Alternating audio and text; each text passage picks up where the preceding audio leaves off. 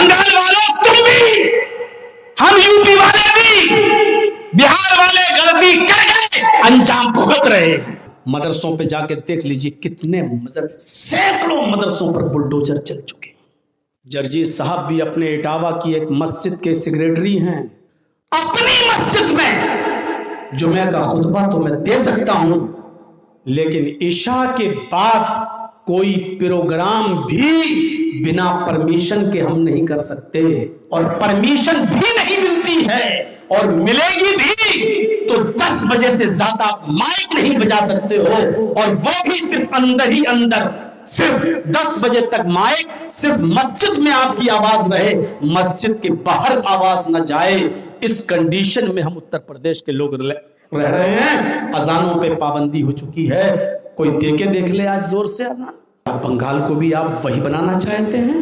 ایک پاگل اٹھ گیا، ایک دیوانہ آپ کے یہاں بابری نام رکھے گا، مسجد کا نام بابری رکھے گا۔ تیری کیا بابری مسجد نام رکھنے سے وہ بابری ہو جائے گی؟ ارے بابری مسجد تو وہ اس لیے کہلاتی تھی کیونکہ اس کو بابر نے بنوایا تھا۔ تک زندہ ہوں کہتا بھی رہوں گا کہ وہ بابری مسجد تھی، بابری مسجد ہے، بابری مسجد رہے گی۔ بابری مسجد نام تو رکھ سکتے ہو لیکن بن نہیں سکتی، اور اس کو اسی سے راجنیتی کرنا ہے۔ اس کو بھوکمری سے کوئی مطلب نہیں، نوکریوں سے کوئی مطلب نہیں، اس کو کسی چیز سے کوئی مطلب نہیں، اس کو تو صرف ہندو اور مسلمان سے مطلب ہے۔ یہ پاگل ہو چکا ہے، دیوانہ ہو چکا ہے۔ مسجد ہی بنانا ہے تو اس مسجد کا نام رکھ دو مسجد محمدی، محمد رسول اللہ سے بڑھ کر کوئی ہے؟ اس مسجد کا نام رکھ دو مسجد ابو بکر، اس مسجد کا نام رکھ دو مسجد عمر، اس مسجد کا نام رکھ دو مسجد عثمان، مسجد علی۔ کسی ڈیبیٹ میں، مناظرے میں ایک انداز آج کل بہت چرچے میں چل رہا ہے سوشل میڈیا پر، جاوید اختر کا اور مفتی شمائل ندوی صاحب کا۔ اللہ رب العالمین نے قرآن کریم کے اندر فرمایا، وہی آیت میں نے خطبے کے بعد پڑھی تھی آپ کے سامنے، اس میں یہ حکم دیا کہ لوگوں کو دین کی طرف، اسلام کی طرف جب بلاؤ، دعوت دو تو بہت ہی حکمت سے دعوت دو، بہت ہی دور اندیشی سے دعوت دو۔ کسی کو جب اسلام کی دعوت دو تو دعوت میں اٹریکشن ہونا چاہیے، کھچاؤ ہونا چاہیے۔ اس انداز سے کسی کو دعوت مت دو کہ وہ تمہیں سننے کے بعد بجائے تمہاری بات کو ماننے کے تم سے دور ہو جائے اور تم سے بھاگ جائے۔ یہ رویہ مت اپنانا، یہ طریقہ مت اپنانا۔ ادعو الی سبیل ربک بالحکمہ والموعظۃ الحسنہ، اپنے رب کے راستے کی طرف بہت ہی حکمت سے بلانا، بہترین انداز سے گفتگو کرنا، اور کسی سے بحث بھی کرو، آپ کہیں ہم صحیح، میں کہوں میں صحیح، اور ہم میں اور آپ میں اگر بحث ہو جائے، ڈیبیٹ ہو جائے، مناظرہ ہو جائے، تو اس کا طریقہ بتایا کہ وَجَادِلْهُمْ بِالَّتِي هِيَ أَحْسَنُ، تو بحث و مباحثے میں بھی بہترین طریقہ اپناؤ، وہ انداز اپناؤ جو سامنے والے کو اچھا لگے، خوبصورت انداز ہو، لڑانے والا انداز اور لڑنے والا انداز نہ ہو۔ جیسے آج کل آپ دیکھتے ہوں گے ٹی وی پر جو ڈیبیٹ ہوتے ہیں سیاسی لوگوں کے، پولیٹیشین کے، تو ایسا لگتا ہے جیسے بلیاں یا کتے آپس میں لڑ رہے ہیں۔ اور ابھی کوئی ایک دوسرے کو نوچ کے کھا جائے گا۔ کانگریس کا پروکتا اپنے انداز سے بات کرتا ہے، سماجوادی کا اپنے انداز سے، بی جے پی والا اپنے انداز سے، ٹی ایم سی کا اپنے انداز سے۔ جب ڈیبیٹ میں بیٹھتے ہیں نا لوگ، جب بحث کرتے ہیں تو کبھی کبھی تھپڑوں تک کی نوبت آ جاتی ہے، مار پیٹ کی بھی نوبت آ جاتی ہے، کبھی کبھی چھوڑ کے بھی بھاگنا پڑتا ہے۔ یہ انداز نہ ہو۔ ڈیبیٹ میں، مناظرے میں ایک انداز آج کل بہت چرچے میں چل رہا ہے سوشل میڈیا پر، جاوید اختر کا اور مفتی شمائل ندوی صاحب کا۔ سوشل میڈیا پر یہ ڈیبیٹ بہت اچھی طریقے سے ہوا۔ میرا کسی سے نظریاتی اختلاف تو ہو سکتا ہے، لیکن ڈیبیٹ کی خوبصورتی پر میرا کوئی اعتراض نہیں بنتا۔ کتنے خوبصورت انداز سے ڈیبیٹ ہوا۔ وہ ایک ناستک تھا، ملحد تھا، جو اللہ کو نہیں مانتا تھا، وہ بھی اپنا آپا نہیں کھویا، غصے میں نہیں آیا، اور مفتی شمائل ندوی نے بھی جو گرفت کی، جو ان کو سمجھایا اور جس انداز سے اپنی دلیلیں پیش کی، وہ بھی بہت خوبصورت انداز میں پیش کی۔ اور یہی وجہ تھی اس ڈیبیٹ کی خوبصورتی کی۔ وہ چرچا جو آج ہے اتنا، اس کی وجہ یہ ہے کہ ایک طرف تھا اللہ کو نہ ماننے والا اور ایک طرف ہے اللہ کو ماننے والا۔ تو ظاہر ہے کہ مفتی شمائل ندوی کی تعریف کے پیچھے، ان کی پرشنسا کے پیچھے ایک چیز یہ بھی ہے کہ اللہ کو ماننے والے ہندو بھی ہوتے ہیں، عیسائی بھی ہوتے ہیں، یہودی بھی ہوتے ہیں۔ یہ الگ بات ہے کہ کوئی گاڈ کہتے، کوئی ایشور کہتے، کوئی پربھو کہے، کوئی خدا کہے، کوئی اللہ کہے۔ تو آج بھی ماننے والوں کی تعداد زیادہ ہے اور اللہ کو نہ ماننے والوں کی تعداد کم۔ تو مفتی شمائل ندوی کو ایک بینیفٹ یہ ملا، کیونکہ جو لوگ اللہ کو مانتے ہیں، چاہے وہ ہندو ہوں، چاہے وہ یہودی ہوں، چاہے وہ کرسچن ہوں، چاہے وہ جینی ہوں، چاہے وہ سکھ ہوں، انہوں نے بھی ان کی تعریف کی ہے اور ان کو اچھا مانا ہے، کیونکہ اللہ کو ماننے والے وہ لوگ بھی ہیں۔ خوبصورتی بہت اچھی تھی، اس خوبصورتی کی تعریف کرنا چاہیے۔ اچھی چیز ہمیں جہاں سے بھی ملے ہمیں لے لینا چاہیے، اور اس پر تعصب نہیں ہونا چاہیے کہ یہ فلاں آدمی ہے، یا فلاں مسلک کا ہے، یا فلاں دھرم کا۔ نہیں، اگر کوئی اچھی چیز بتا رہا ہے تو اچھی چیز ہمیں جہاں سے بھی ملے وہ لے لینی چاہیے۔ جیسے ڈاکٹر ذاکر نائک کی خوبیاں تھیں، بہت سی اچھائیاں تھیں، تو اس کو بہت سے غیر مسلموں نے بھی لیا، بہت سے ہمارے دیوبندی بھائیوں نے بھی اس کو مانا۔ تو جو اچھائیاں اگر کسی کے اندر ہیں تو ان اچھائیوں کا اعتراف کرنا چاہیے، اس کو ماننا چاہیے۔ تو اللہ نے کہا وَجَادِلْهُمْ بِالَّتِي هِيَ أَحْسَنُ۔ اگر بحث کی نوبت کسی سے آ جائے تو بہت خوبصورت انداز سے بحث کیجیے، دین کی طرف لوگوں کو بڑی حکمت سے بلائیے، بڑی ہوشیاری سے بلائیے، عقل مندی سے بلائیے، بجائے آنے کے لوگ بھاگے نہیں۔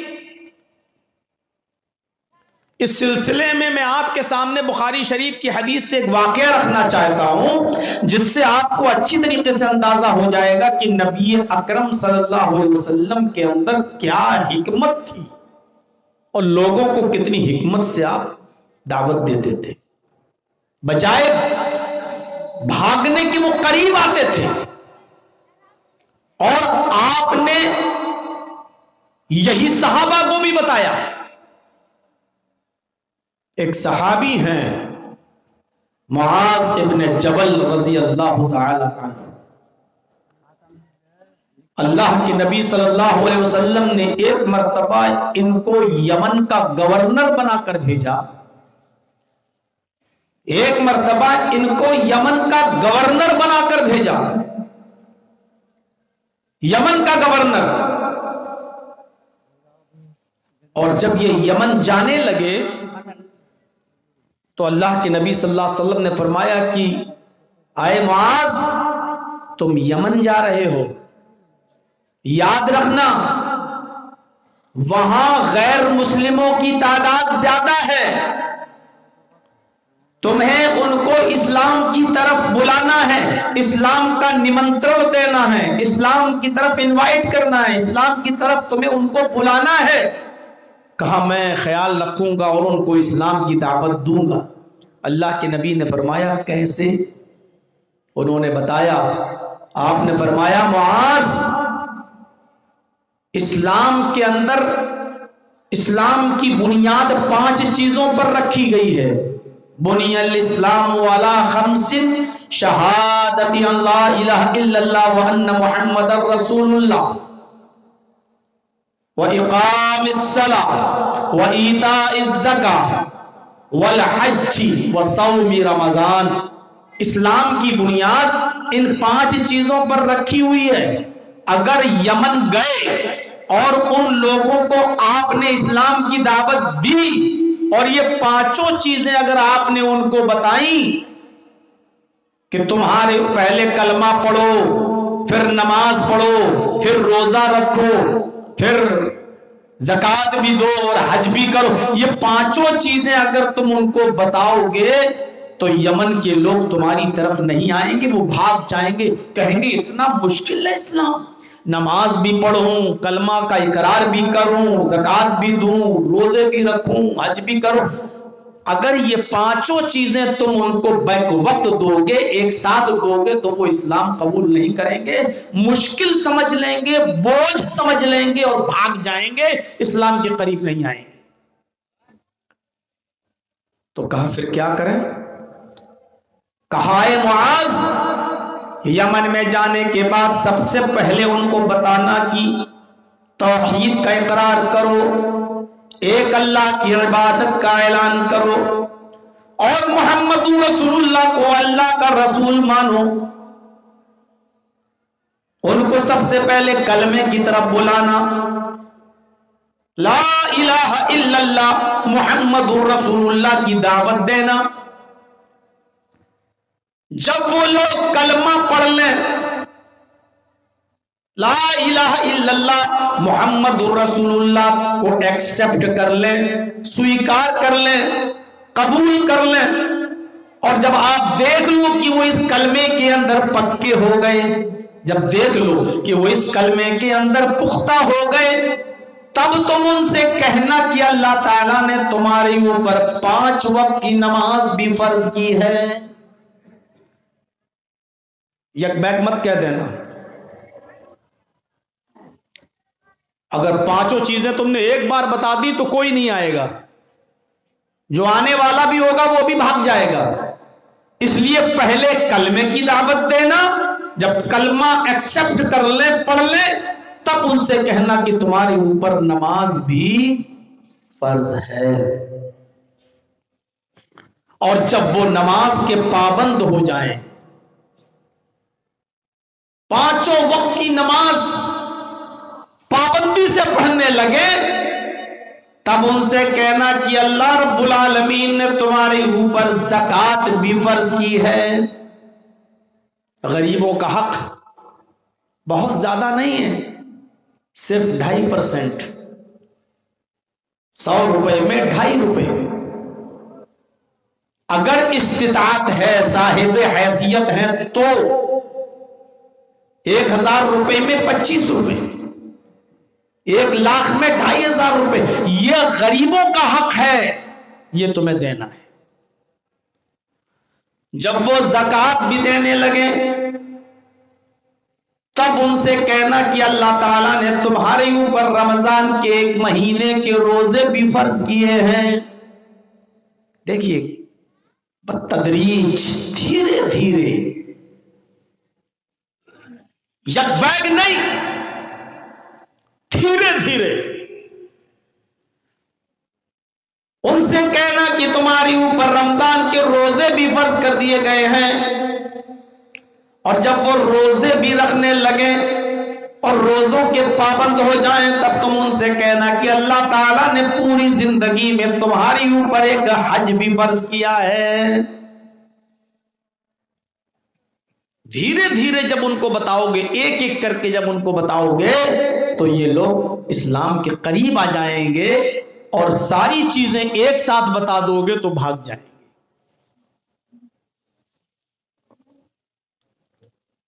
یہ ہے اسلام کا طریقہ دعوت کا.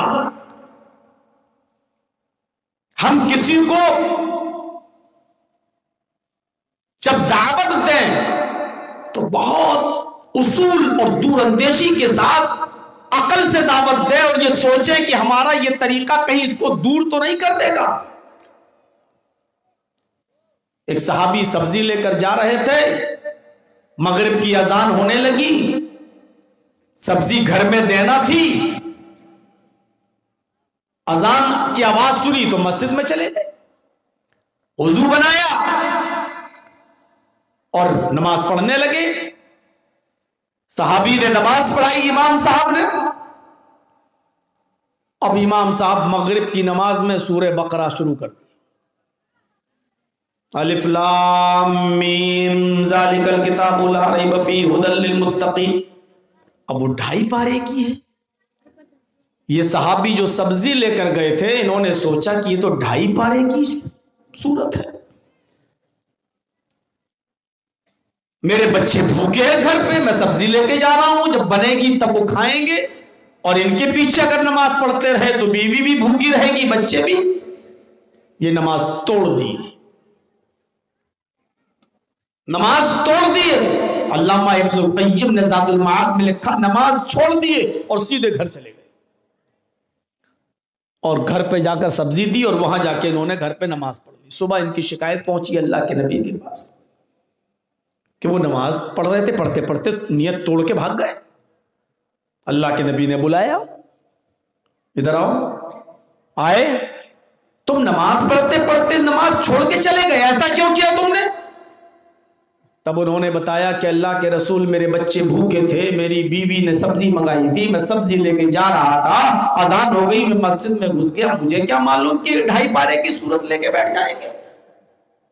سورہ بقرہ شروع کر دی، لمبی سورت یہ پڑھ دی. میں نے سوچا اس میں تو بہت ٹائم لگ جائے گا، میں نے نیت توڑ دی، بھاگ گیا گھر. اب اللہ کے رسول نے ان کو نہیں ڈانٹا، جو نماز توڑے تھے ان کو نہیں ڈانٹا، آپ نے نماز پڑھانے والے کو ڈانٹا. کیا تم لوگوں کو فتنے میں ڈالنا چاہتے ہو؟ لوگوں کو مصیبت میں ڈالنا چاہتے ہو؟ لوگوں کو پریشانی میں مبتلا کرنا چاہتے ہو؟ تم میں سے جب کوئی کسی جماعت کا، کسی قوم کا امام بنایا جائے تو اس کو چاہیے کہ وہ مختصر چھوٹی نماز پڑھائے، کیونکہ تمہارے پیچھے نماز پڑھنے والے بوڑھے بھی ہوتے ہیں، مزدور بھی ہوتے ہیں، بچے بھی ہوتے ہیں، بیمار بھی ہوتے ہیں، سب تمہارے پیچھے نماز پڑھتے ہیں. اور ہر آدمی بہت دیر تک کھڑا نہیں رہ سکتا، بہت لمبے سجدے نہیں کر سکتا، بہت لمبا رکوع نہیں کر سکتا. آپ نے اصول متعین کر دیا اور فرمایا کہ جو امام بنایا جائے اس کو چاہیے کہ بہت چھوٹی اور مختصر نماز پڑھائے. یہ حکمت تھی، یہ دور اندیشی تھی. ورنہ آپ کہہ سکتے تھے ارے جتنی لمبی صورتیں پڑھی جا رہی اتنا زیادہ ثواب ہے، پڑھ لیتے، آپ کہہ سکتے تھے، لیکن لوگ بھاگ جاتے، لوگ بھاگ جاتے. اسی لیے اتنا مشکل مت بناؤ اسلام کو. ایک صاحب جا رہے ہیں، آئیے نماز پڑھ لیجئے، مسجد کے دروازے سے گزر رہے ہیں، ان کو کہا نماز پڑھ لو. وہ آدمی نماز پڑھنے جا رہا تھا، ہم ہی جیسا کوئی مولوی کہنے لگا ایسے نماز پڑھو گے، تمہارے پاس تو ٹوپی بھی نہیں ہے. اس نے کہا بغیر ٹوپی کی نماز نہیں ہوتی ہے. اس نے کہا ارے پاگل ہے، اللہ کے سامنے بے ادبی سے کھڑا ہوگا، نماز پڑھنے جا رہا ہے، اللہ کے سامنے بے ادبی والی نماز پڑھے گا. اس نے کہا اچھا ٹھیک ہے مولانا صاحب آپ چلیے نماز پڑھنے، اور میں جا رہا ہوں، ذرا گھر سے ٹوپی اٹھا لاؤں. پھر وہ گھر سے آیا ہی نہیں نماز پڑھنے. وہ اچھے بھلے جا رہا تھا نماز پڑھنے، آپ نے ٹوپی کی اہمیت بیان کرنا شروع کر دیا. وہ بیچارہ گیا تو لوٹ کے ہی نہیں آیا. آپ اس کو بتاتے، اس نے کہا سب ٹوپی لو. ارے آؤ یار، بغیر ٹوپی کے بھی نماز ہو جاتی ہے، ٹوپی کوئی ضروری چیز نہیں ہے. یہ بھی کہنا غلط ہے کہ یہ ادب ہے، یہ بھی کہنا غلط ہے کہ ٹوپی لگا کے نماز پڑھیں گے تو ادب ہے۔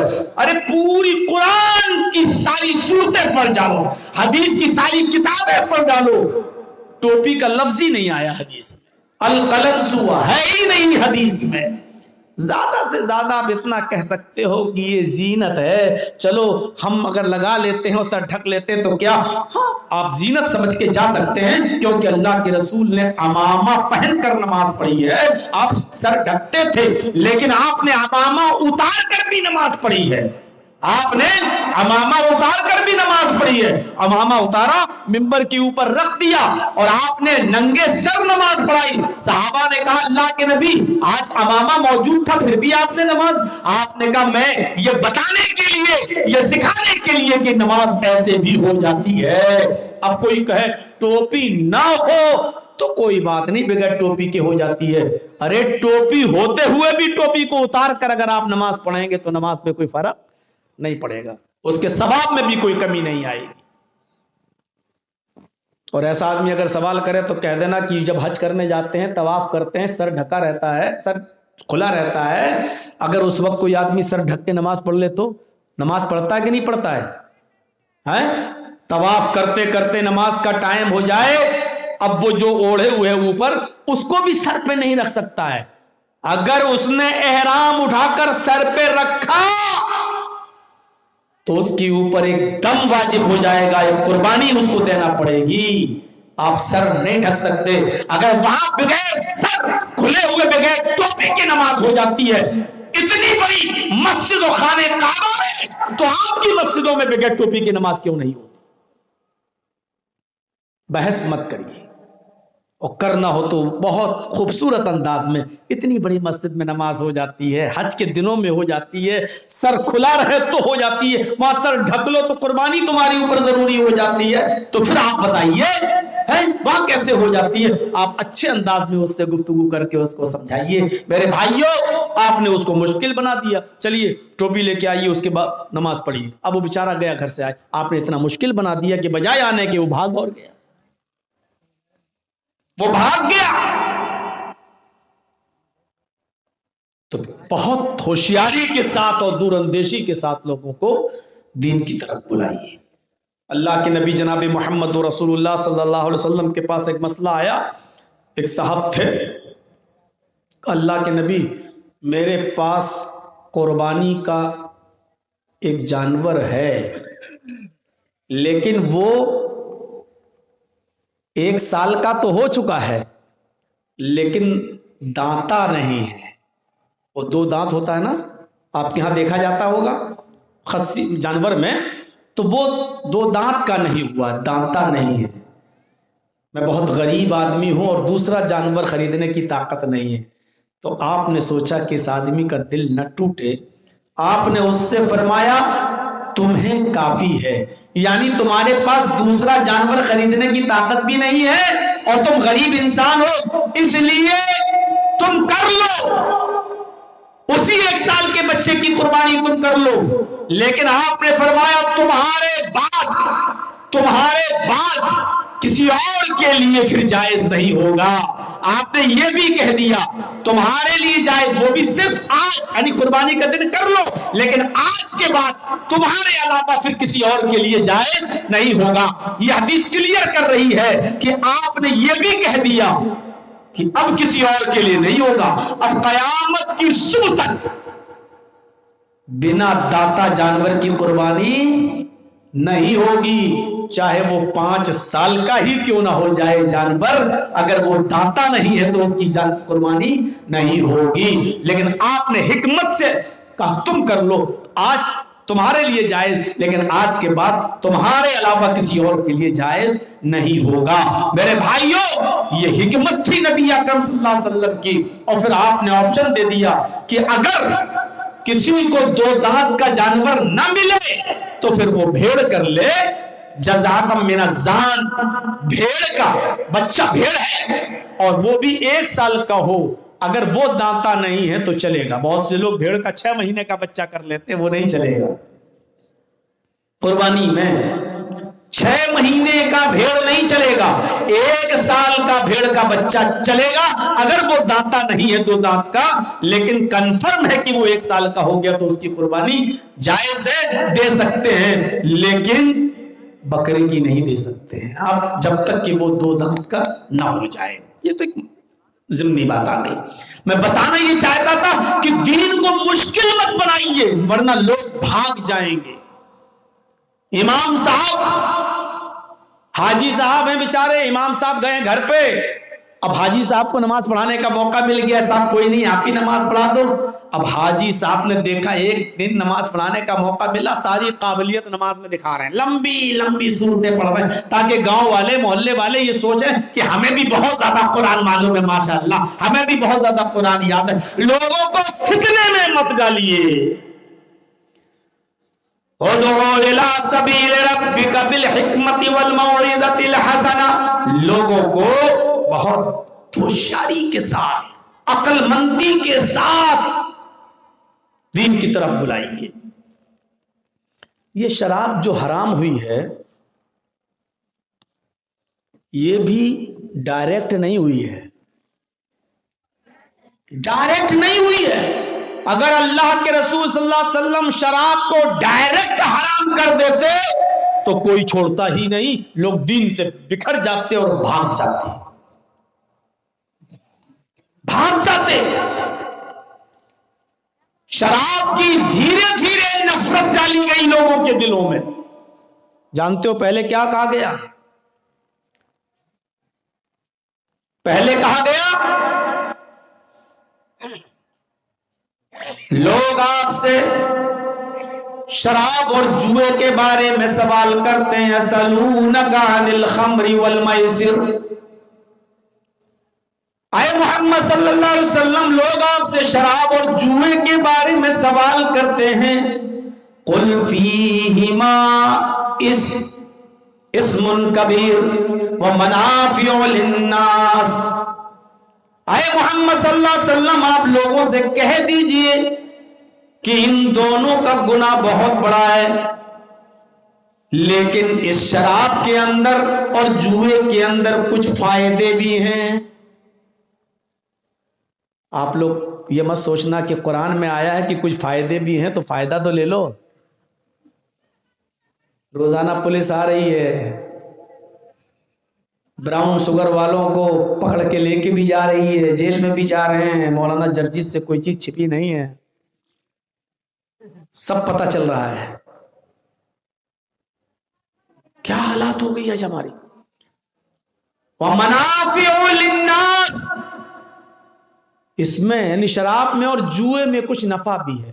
اصل میں نفع اس وقت کہا گیا، عرب کے لوگ شراب جس مقصد سے پیتے تھے ان کا مقصد دوسرا تھا، اور ہم جس مقصد سے پیتے ہمارا مقصد دوسرا ہے۔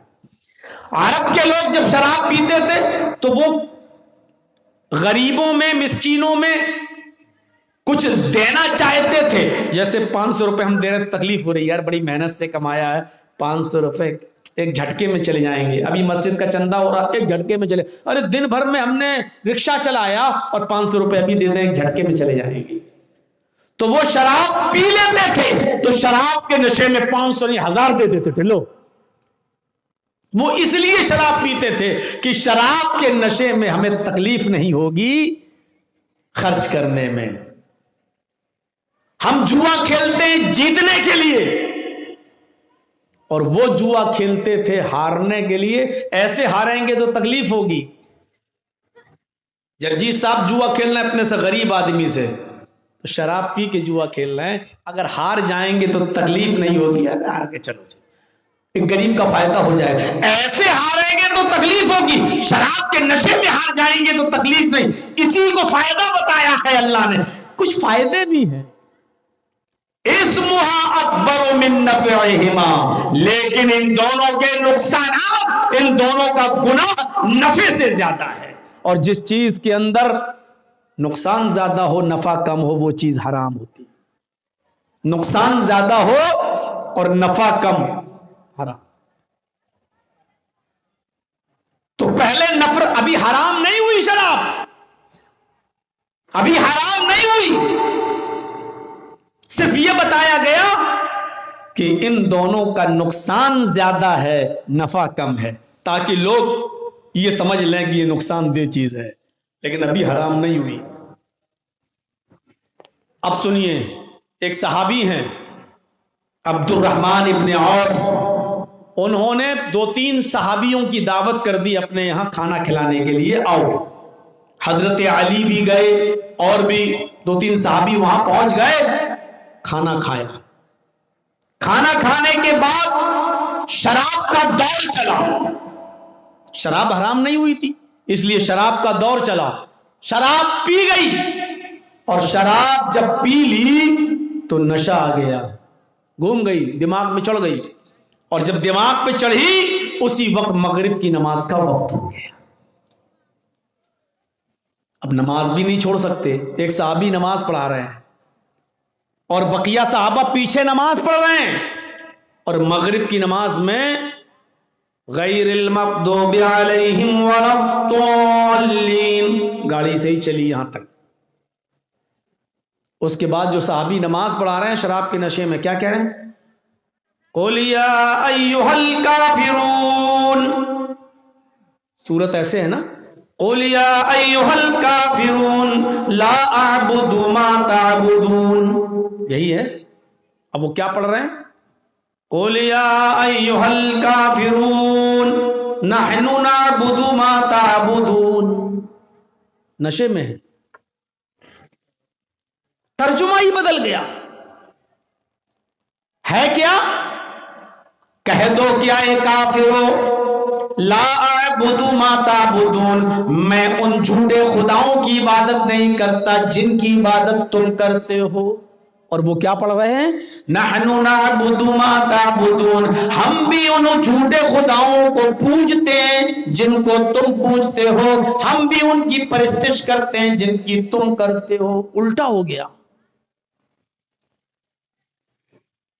اس موقع پر قرآن کریم میں اللہ نے یہ آیت نازل فرمائی، یا ایھا الذین آمنوا لا تقربوا الصلاۃ وانتم سکارى، ایمان والو تم نماز کے قریب نہ جایا کرو جب تم نشے میں ہوا کرو۔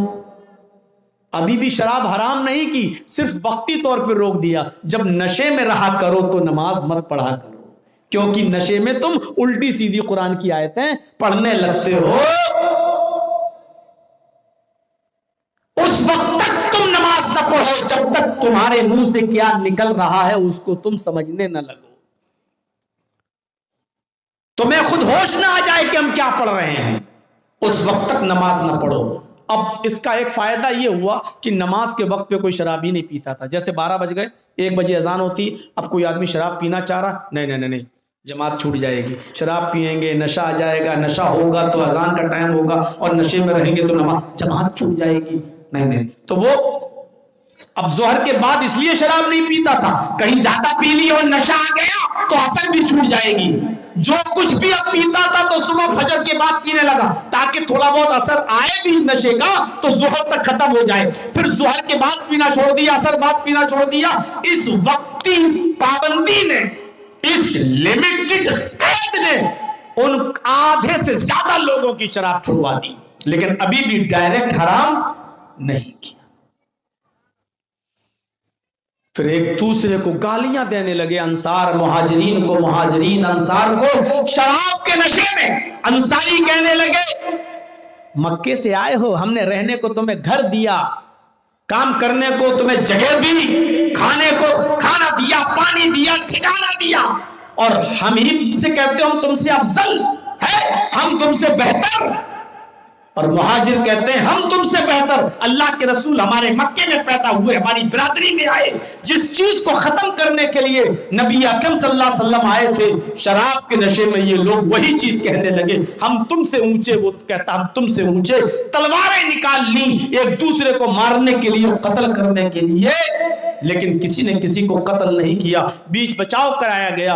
اس وقت یہ آیت نازل ہوتی ہے، یا ایھا الذین آمنوا انما الخمر والمیسر والانصاب والازلام رجس من عمل الشیطان فاجتنبوہ لعلکم تفلحون۔ اب پوری طریقے سے حرام کر دی گئی، تمہارے اوپر شراب، تمہارے اوپر جوا، تمہارے اوپر بتوں کے آستانے والازلام اور پاسے کے تیر، فال کے تیر، یہ سب تمہارے لیے رجس من عمل شیطان، شیطان کی گندگی ہیں، ناجائز ہیں، فاجتنبوہ، ان سے بچو، لعلکم تفلحون، تاکہ تم کامیاب ہو جاؤ۔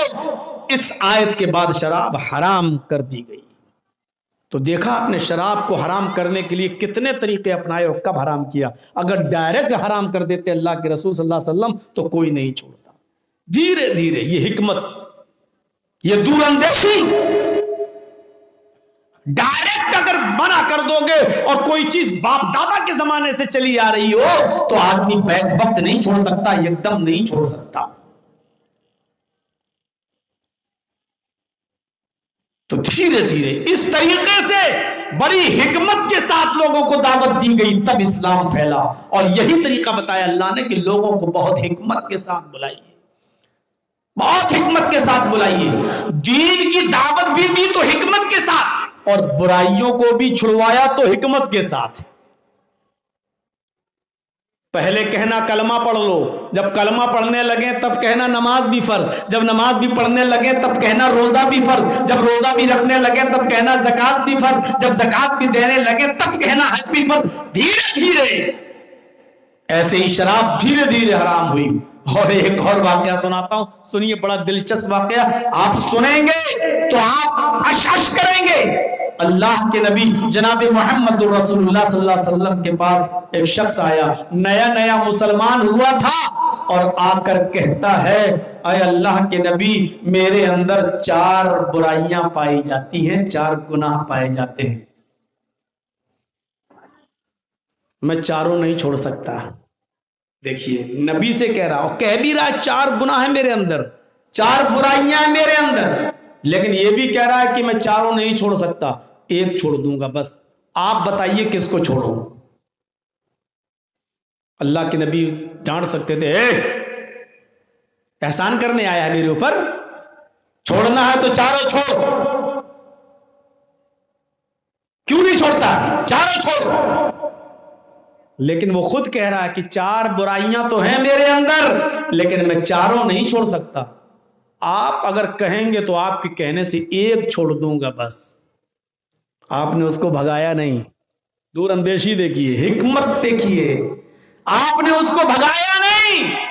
ابھی کوئی کہے مولانا جرجی صاحب سے، جرجی صاحب میں بیڑی بھی پیتا ہوں، سگریٹ بھی پیتا ہوں، شراب بھی پیتا ہوں، چرس اور گانجا بھی، اور براؤن شوگر بھی، آپ اگر کہیں تو ایک چیز چھوڑ دوں گا، تو میں کہوں گا کمینے میرے پاس آیا ہے سب کچھ، میں تیرے ہاں کی چائے تک نہیں پیوں گا، غصہ ہو جائیں گے۔ عالم کی یہ پہچان نہیں ہونی چاہیے کہ وہ غصہ ہو جائے۔ اب اس کو کس انداز سے اپنے قریب کیا جائے کہ بھاگنے نہ پائے؟ کم سے کم ایک برائی تو چھوڑنے کی بات کر رہا ہے نا، ایک برائی تو کم سے کم چھوڑنے کی بات کر رہا ہے۔ اب اس وقت عقل سے سوچو کہ کون سی برائی زیادہ بہتر رہے گی اس کو چھوڑوانے کے لیے۔ اللہ کے نبی سے کہنے لگا چاروں نہیں چھوڑ سکتا، ایک چھوڑ دوں گا، آپ جو کہیں گے، 4 ہیں لیکن آپ جو کہیں گے ایک چھوڑ دیں گے۔ تو آپ نے کہا پہلے بتاؤ تو 4 برائیاں ہیں کیا تمہارے اندر، تب تو میں بتاؤں کہ کون سی چھوڑو۔ آپ نے بھگایا نہیں اس کو، کہا ہے اللہ کے نبی صلی اللہ علیہ وسلم میرے اندر برائی ہے، اور یہ برائیاں میں رات ہی میں کرتا ہوں، شراب پیتا ہوں، پہلی برائی۔ آپ نے کہا اچھا، دوسری؟ کہا شراب کے نشے میں جب میں آ جاتا ہوں تو پھر میرے تعلقات ہیں، کانٹیکٹ ہیں ایک لڑکی سے، ہماری بھاشا میں کہا جا سکتا ہے گرل فرینڈ ہے میری، آپ کی بھاشا میں، ہماری بھاشا میں تو چڑیل ہے، ایک میری، اس کے ساتھ میں زنا بھی کرتا ہوں، میں برا کام بھی، میں اس کے ساتھ رات بھی گزارتا ہوں۔ پہلی برائی میں شراب پیتا ہوں، دوسرا گناہ میرا یہ ہے، برائی یہ کہ شراب جب چڑھ جاتی ہے تو میں زنا بھی کرتا ہوں، جاتا ہوں اپنے دوست کے پاس۔ آپ نے کہا اچھا، اتنی گندی برائی سننے کے بعد بھی آپ نے اس کو بھگایا نہیں۔ آپ نے کہا اچھا، اور تیسرا گناہ؟ کہا کہ زنا جب کر لیتا ہوں، لڑکی سے مل لیتا ہوں، تو اس کے بعد رات کا فائدہ اٹھا کر میں چوری بھی کرتا ہوں۔ ایکسپرٹ ہوں چوری کرنے میں، تالا توڑنے میں، گھر میں گھسنے میں، دیوار چڑھنے میں، چھلانگ لگانے میں، جمپ لگانے میں ایکسپرٹ ہوں، ماہر بھی ہوں، میں چوری بھی کرتا ہوں۔ آپ نے کہا 3 برائیاں ہو گئیں، اور کہا اور جب پکڑا جاتا ہوں تو جھوٹ بھی بولتا ہوں۔ یہ 4 برائیاں ہیں میرے اندر۔ رات میں شراب پیتا ہوں، شراب کا نشہ چڑھ جاتا ہے تو پھر میں زنا بھی کرتا ہوں، زنا سے جب فری ہوتا ہوں تو پھر میں چوری بھی کرتا ہوں، اور چوتھی برائی میرے اندر یہ ہے کہ میں جھوٹ بھی بولتا ہوں۔ اب ایک برائی چھوڑ سکتا ہوں آپ کے کہنے سے۔ سوچ رہا تھا کہ اللہ کے رسول یہ کہیں گے کہ جس لڑکی کے پاس جاتے ہو زنا کرنے وہ چھوڑ دو، کیونکہ یہ سب سے بڑا جرم ہے، میرے لیے مشکل ہوگا، لیکن وعدہ کر لوں گا تو نبھاؤں گا۔ تو اللہ کے نبی نے تھوڑی دیر سوچا، اور سوچنے کے بعد کہا اے نوجوان، ایک برائی تو چھوڑنے کے لیے تیار ہو نا؟ کہا ہاں۔ کہا کہ ایک برائی جب چھوڑنے کے لیے تیار ہو تو جھوٹ چھوڑو، جاؤ۔ ہنسنے لگا، جھوٹ؟ ارے میں نے تو سوچا تھا کہ آپ چوری چھوڑوائیں گے، میرے گھر کا گزر بسر کیسے چلے گا؟ میں سوچ رہا تھا کہ شراب چھوڑوائیں گے، جب تک شراب نہ پیوں میرا دماغ کام نہیں کرتا۔ میں نے سوچا آپ زنا چھوڑوائیں گے، ہم اس لڑکی کو کیسے چھوڑ پائیں گے جس کا دیوانہ ہوں میں؟ آپ نے جھوٹ چھڑوایا۔ ہاتھ یدکا، اپنا ہاتھ بڑھائیے۔ آپ نے اپنا ہاتھ بڑھا دیا، اس نے بھی اپنا ہاتھ بڑھایا، اور اللہ کے رسول کے ہاتھ پر اپنا ہاتھ رکھ کر کہا میں وعدہ کرتا ہوں، اللہ کی قسم کھا کر وعدہ کرتا ہوں کہ جائیے، میں جھوٹ آج کے بعد کبھی نہیں بولوں گا۔ میں آپ سے پکا وعدہ کر رہا ہوں کہ جھوٹ نہیں بولوں گا۔ اللہ کی قسم کھا کر وعدہ کر لیا۔ کہتا میں آپ کو بڑا عقل مند سمجھ رہا تھا کہ آپ جھوٹ وہ چھڑوائیں گے، زنا، چوری، شراب، آپ نے یہ چھڑوا دیا؟ یہ تو بہت آسان ہے میرے لیے۔ جب وہ جانے لگا تو اللہ کے نبی نے فرمایا اے اللہ، اس کو اس کی بات پر قائم رکھنا۔ گیا، دن بھر خوش تھا کہ چلو یار جھوٹی تو چھڑوایا ہے۔ رات آئی، شراب پینے لگا، بوتل کھولی، منہ تک لے گیا، کہنے لگا رکو رکو رکو رکو، اگر کل صبح کہیں اللہ کے رسول نے مجھ سے پوچھ لیا کہ شراب پی تھی یا نہیں پی تھی، اگر میں نے کہہ دیا ہاں،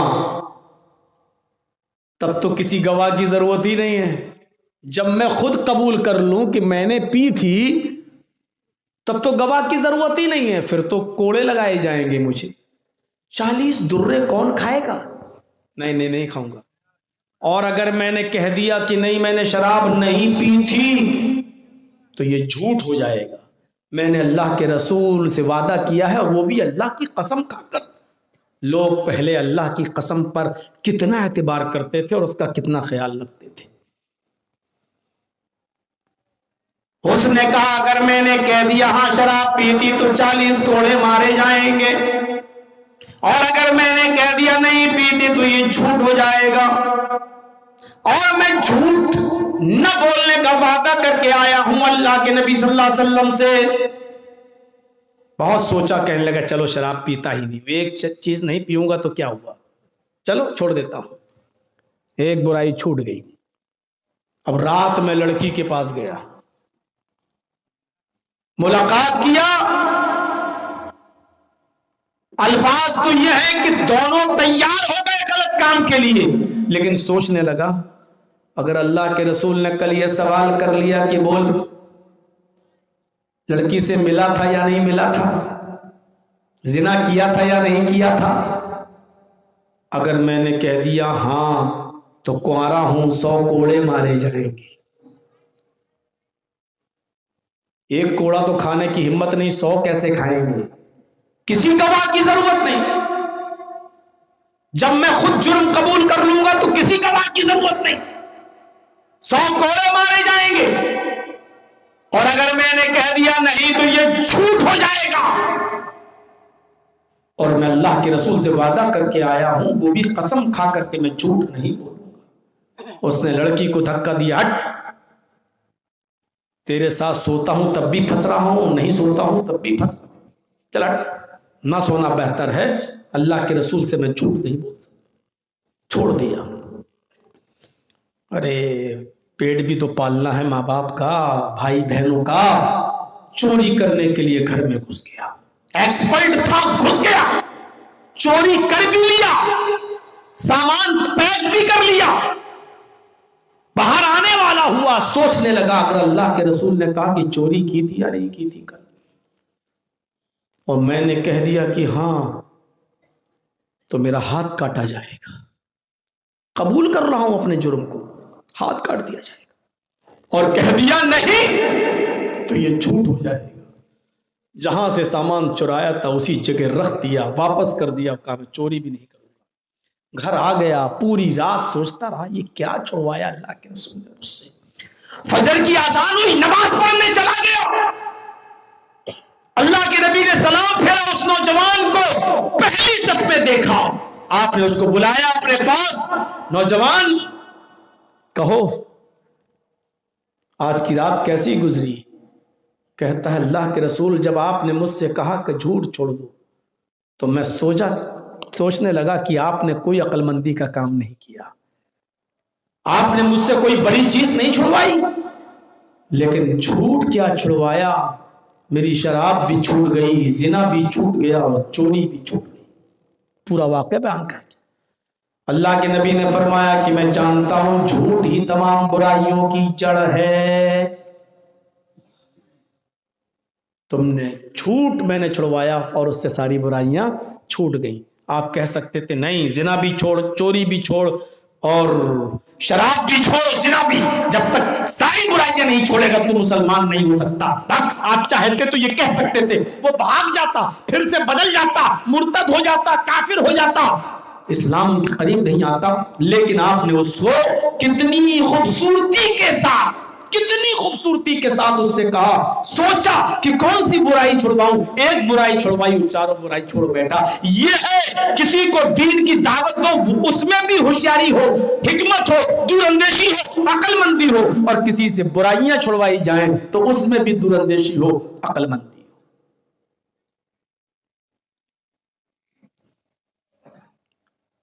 آج کے زمانے میں کوئی اگر ہم سے کہے جرجی صاحب ایک لڑکی سے دوستی ہے، اجازت دو کہ میں اس کے ساتھ غلط کام کروں، جرجی صاحب کہیں گے کمینے میں ہی ملا تھا اجازت لینے کے لیے، میں کون ہوتا ہوں؟ اس کو ڈانٹیں گے، ہو سکتا ہے کہ اس سے نفرت کرنے لگے، بڑا گندا آدمی ہے۔ لوگ بیڑی پی رہے ہوتے ہیں اور کسی بڑے مولانا کو دیکھا تو جلدی سے بجھا دیتے ہیں کہ بھئی کم سے کم بڑے مولانا آ رہے ہیں، ان کی شان، ان کی ادب تو ہو، بجھا دیتے ہیں۔ اور کوئی کہے کہ زنا کروں گا اجازت دو، سوچے گا 1000 بار۔ وہ کیسا مجنو تھا، وہ نوجوان کیسا دیوانہ تھا، دنیا کی سب سے بڑی ہستی کے پاس آ کر بیٹھ گیا، سنن بیہقی کی روایت، اور کہنے لگا اللہ کے رسول میں زنا کرنا چاہتا ہوں، مجھے زنا کی اجازت دیجیے۔ کس سے مانگ رہا ہے زنا کی اجازت؟ اللہ کے رسول سے۔ کہتا ہے کہ ہاں تعلقات ہیں مجھے، ایک لڑکی سے ہیں، صرف آپ کی پرمیشن چاہیے۔ جو اللہ کے رسول کے صحابہ بیٹھے تھے وہ اس کو کوہنی مار کے کہتے ہیں چپ، کیا کہہ رہا ہے، دیکھ نہیں رہا، کس سے کہہ رہا ہے تو، چپ، ایسے، اور وہ ایسے دیکھ رہا، کیا ہے، کیا ہے؟ اللہ کے رسول نے اس کو اپنی مسجد سے بھگایا نہیں، اور زنا کی اجازت مسجد میں مانگ رہا تھا، مجھے اجازت دیجیے کہ میں زنا کروں۔ صحابہ گھور رہے، بدتمیز کہیں کا، اور اللہ کے رسول مسکرا رہے ہیں، اس سے صحابہ سے کہتے ہیں نہیں نہیں، اگر آپ ڈانٹ دیتے تو بھاگ جاتا، آپ نے اس کو ڈانٹا نہیں، آپ نے کہا وہ دونوں منی، اور قریب آؤ میرے، قریب اور قریب، بالکل پاس بٹھا لیا۔ جی اب بولو کیا کہہ رہے ہو؟ سب سے گندا کام اور سب سے پیاری اور محبوب ہستی سے پوچھ کے اجازت مانگ رہا ہے۔ نبی سے زیادہ مبارک کوئی ہستی نہیں، اور زنا سے زیادہ برا کوئی کام نہیں۔ سب سے گندے کام کی پرمیشن سب سے پیاری اور سب سے محبوب ہستی سے مانگ رہا ہے، اور آپ کہہ رہے ہیں اب بتاؤ کیا کہہ رہے ہو؟ کہا اللہ کے نبی مجھے زنا کی اجازت دیجیے۔ آپ نے کہا ویری گڈ، سمجھانے کا انداز دیکھیے۔ آپ نے کہا سنو اے نوجوان، مجھے کوئی آپتی نہیں، تم زنا کرنا چاہتے ہو، دوستی ہے تمہاری کسی کے ساتھ، میں اجازت دے دیتا ہوں تمہیں، لیکن یہ بتاؤ جو کام تم اس لڑکی کے ساتھ کرنا چاہتے ہو، کیا یہ کام تم اپنی ماں کے ساتھ کرو گے؟ جو چیز اس لڑکی کے پاس ہے وہ تمہاری ماں کے پاس بھی ہے۔ کیا انداز تھا کہنے کا۔ اور موبائلوں پہ لگے رہنے والوں سن لو، ایک واقعہ کافی ہے زندگی بدلنے کے لیے۔ رات رات بھر چیٹنگ میں لگے رہنے والوں سن لو، نبی اکرم نے مثال بھی دی تو کیا دی؟ کیا یہ غلط کام جو اس لڑکی سے کرنا چاہتے ہو، کیا تم اپنی ماں کے ساتھ کرنے کے لیے تیار ہو؟ اتنا عقل مند تھا، کہنے لگا فدا کا بھی و امی یا رسول اللہ، میرے ماں باپ آپ پر قربان، اے اللہ کے رسول، ایسا بے شرم لڑکا کون ہوگا جو اپنی ماں کے ساتھ یہ غلط کام کرے؟ کوئی عزت دار انسان اپنی ماں کے ساتھ یہ غلط کام نہیں کر سکتا۔ آپ نے کہا او اچھا ہاں ماں ہے، ٹھیک اچھا ٹھیک ہے، ماں کے ساتھ نہ کرو، ٹھیک، اپنی بہن کے ساتھ یہ کام کر سکتے ہو؟ جن لوگوں کے کنیکشن چل رہے ادھر ادھر وہ اپنی بہنوں پر بھی نظر ڈالے۔ اللہ کے رسول نے ماں کے ساتھ بہن کی مثال بھی دی ہے۔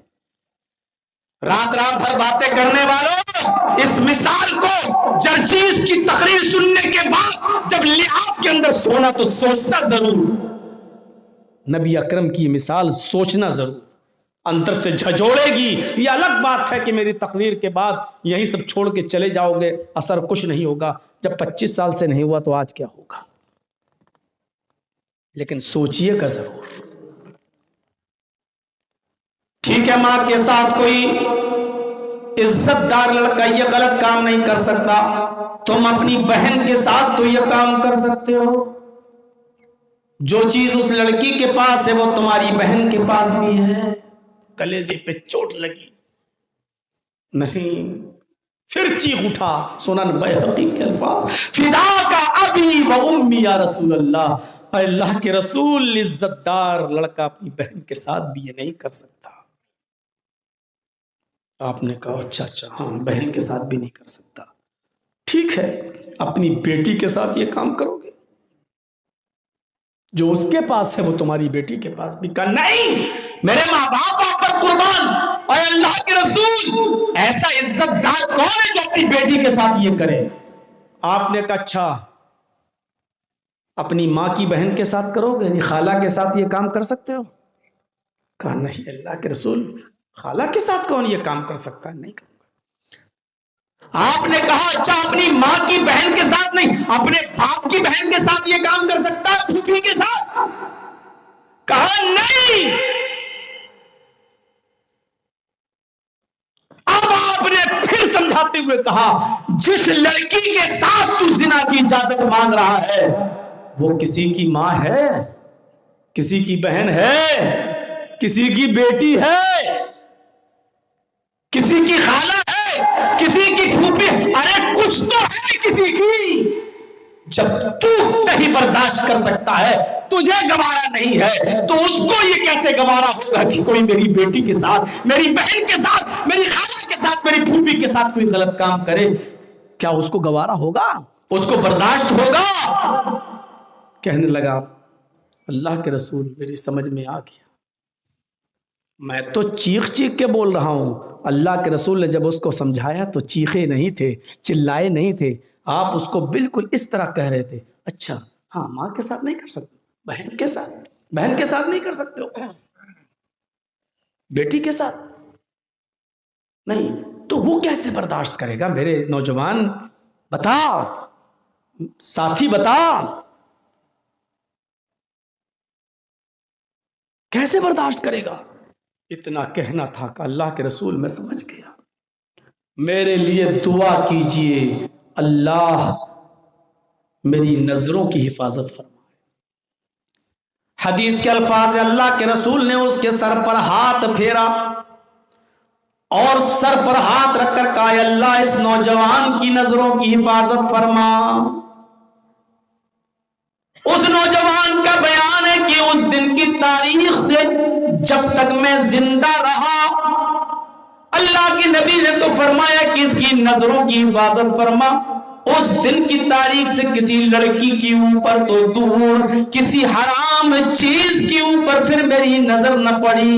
اس طریقے سے آپ اس کو برائیوں سے روکتے تھے۔ کیا انداز تھا روکنے کا برائیوں سے؟ نیکیوں کا حکم بھی بڑی ہوشیاری سے دیتے تھے اور برائیوں سے بھی آپ بڑی دور اندیشی سے لوگوں کو روکتے تھے۔ اگر اس کو کہتے کمینے، یہاں سے جوتا اٹھاتے، زنا کی اجازت مانگنا ہے کمینہ، اگر جوتا اٹھاتے بھاگتا تو کبھی قریب نہیں آتا۔ یہ انداز تھا سمجھانے کا۔ مصلحت اور دور اندیشی کا دامن کبھی نہیں چھوڑا جا سکتا، اسی لیے اللہ نے کہا ادعو الی سبیل ربک بالحکمت والموعظۃ الحسنہ، بہت ہی ہوشیاری سے بلاؤ۔ دلچسپ ایک واقعہ سناتا ہوں، ایک اور سن لیجئے۔ اللہ کے رسول اعتکاف میں بیٹھے تھے، اعتکاف میں، اعتکاف سمجھتے ہیں نا؟ رمضان کے مہینے میں جو 20واں روزہ ہوتا ہے، عصر کی نماز کے بعد اعتکاف میں بیٹھنے والا آدمی مسجد میں چلا جاتا ہے، مغرب تک باہر رہتا ہے اور مغرب کی نماز کے بعد پوری رات مسجد میں، وہی صحن میں، مسجد میں، کھلے میں عبادت کرتا ہے، اور 20واں روزہ ختم ہو کر 21ویں رات جب پوری مسجد میں عبادت کرتے کرتے گزار لیتا ہے تو فجر کی نماز پڑھ کے پھر اپنے خیمے میں چلا جاتا، جو اس نے چادر وغیرہ ڈالی ہے اس میں جاتا۔ یہ طریقہ ہے اعتکاف میں بیٹھنے کا۔ مغرب سے پہلے مسجد میں داخل ہونا ہے 20ویں روزے کو، اور 20ویں روزے کو مغرب کے بعد سے لے کر فجر تک مسجد میں عبادت کرنا ہے، اور فجر کی نماز کے بعد پردے میں اپنے خیمے میں چلے جانا ہے، اور عید کا چاند دیکھنے کے بعد پھر وہ نکلے گا اپنے خیمے سے۔ اس کو نکالنے کی ضرورت نہیں ہے، بس اس کو اتنا بتانے کی ضرورت ہے کہ چاند ہو گیا، بس۔ بہت سے جاہل لوگ اب ہار لے کے جائیں گے، پھول لے کے جائیں گے، اپنے بٹن کھول کے کہیں گے میرے اوپر دم کرو، تم نے میرے اوپر، وہ بہت سے پانی لے کے جائیں گے، لوگ پڑھ دو، دم کر دو، آپ نے بہت عبادتیں کی ہیں۔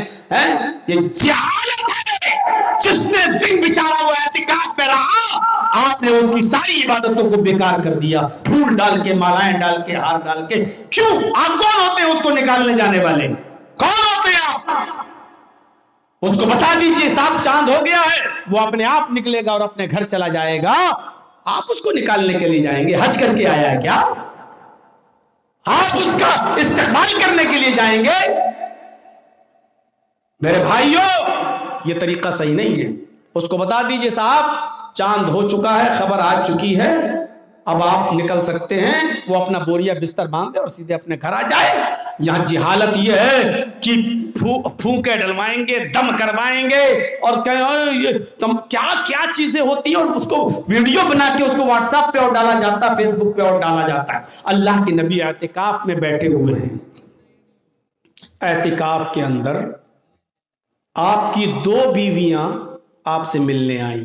غور سے دیکھیے گا، آپ کی 2 بیویاں آپ سے ملنے کے لیے آئیں۔ اگر کوئی شخص مسجد میں اعتکاف میں بیٹھا ہے تو معتکف کی بیوی مسجد میں اس سے ملنے جا سکتی ہے، ملاقات کرنے جا سکتی ہے، گھر کے بارے میں کچھ باتیں کرنے جا سکتی ہے۔ چونکہ اس زمانے میں موبائل وغیرہ نہیں تھا، اس لیے میرے بھائیوں اللہ کے نبی صلی اللہ علیہ وسلم کی 2 بیویاں نبی اکرم سے ملنے کے لیے آئیں اور ملاقات کر کے انہوں نے اپنا چہرہ ڈھانپا اور مسجد سے نکلنے لگیں۔ جب نکلی تو اللہ کے نبی بھی ان دونوں عورتوں کے ساتھ ساتھ مسجد کے دروازے تک آئے، یعنی اعتکاف میں بیٹھنے والا بھی اپنی بیوی کو مسجد کے دروازے تک چھوڑ سکتا ہے۔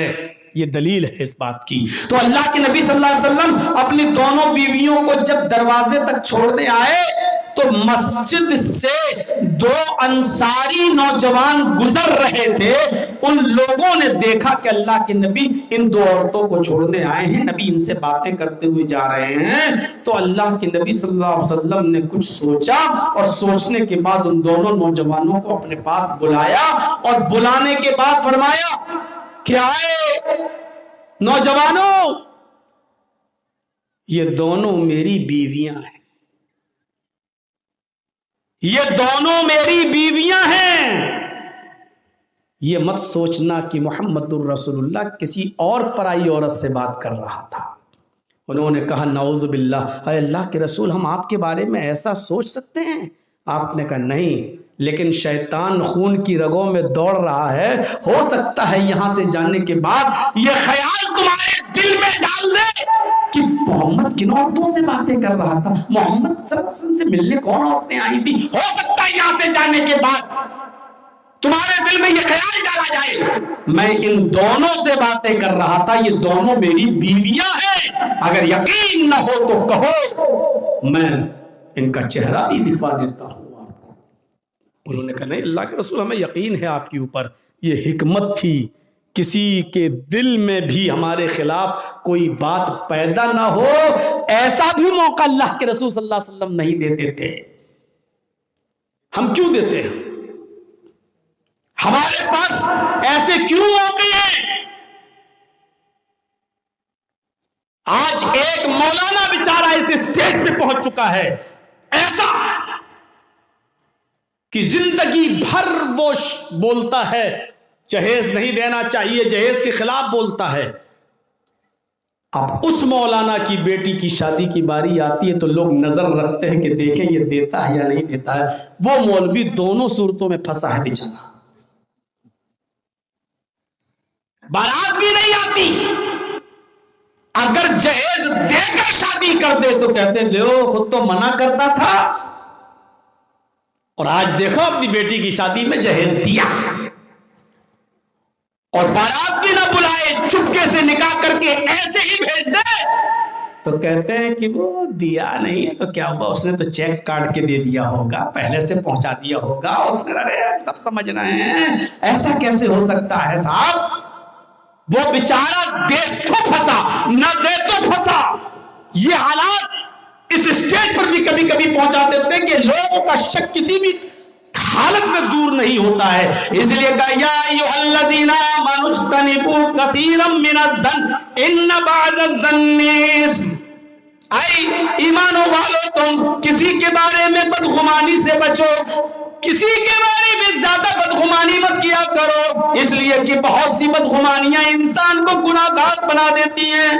حکمت اور دور اندیشی میرے بھائیوں دین کے کاموں میں نہیں دنیاوی کاموں میں بھی ہونا چاہیے۔ حکمت سے کام کریے، دنیاوی معاملات کے اندر بھی آپ کو حکمت اپنانا ہے۔ دنیاوی معاملات کے اندر آج دیکھ لیجئے بہار کا کیا حال ہو رہا ہے، دیکھا آپ نے؟ میں اس دور میں بھی گیا تھا جب الیکشن نہیں ہوا تھا، اور الیکشن کے بعد بھی گیا ہوں۔ کل بھی میں نے بتایا تھا بلڈوزر چل رہے ہیں، کتنے مسلمانوں کے مکان توڑ دیے گئے، دکانیں توڑ دی گئی۔ جب انسان صحیح فیصلے نہیں لیتا ہے، غلط فیصلے لیتا ہے تو اس کو یہی انجام بھگتنا پڑتا ہے۔ میرے بھائیوں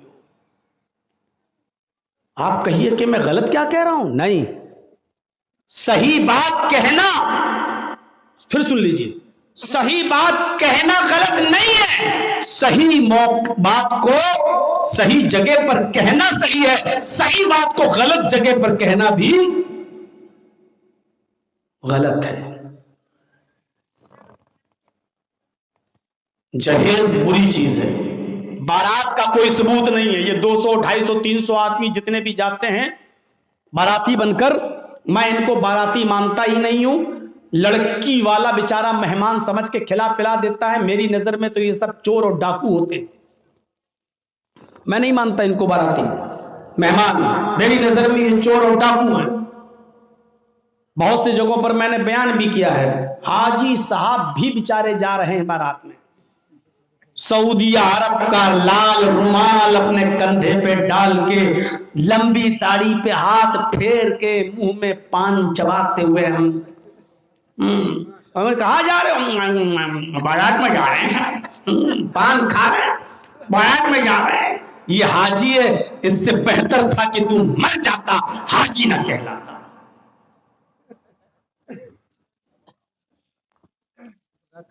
300 400 آدمی نہیں، داڑھی پہ سے ہاتھ پھیرتے ہیں، سعودی عرب کا رومال، خوشبو جنت الفردوس لگی ہوئی، کون بارات میں جا رہے ہیں، بارات میں بارات میں جا رہے ہیں۔